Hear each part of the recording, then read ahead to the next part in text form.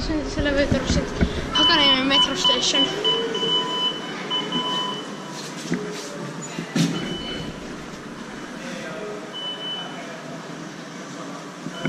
Booth in 2017, 427-899-62. 13% on physical force.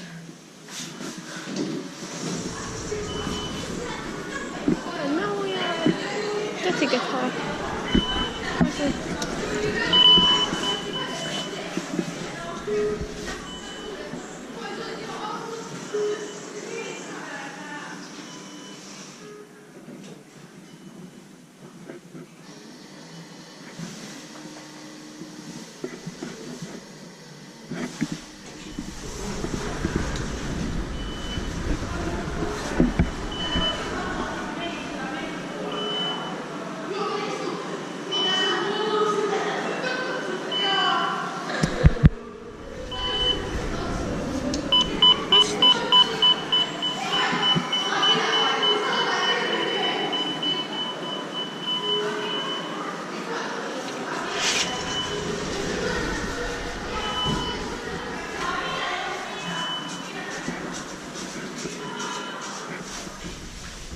Meidän koneen, niin pystytään kiva inspekta.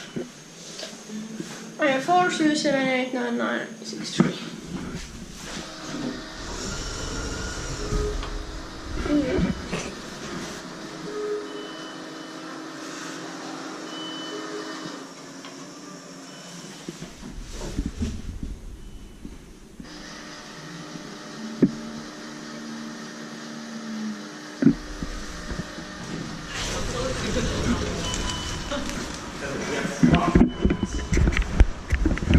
Touch it.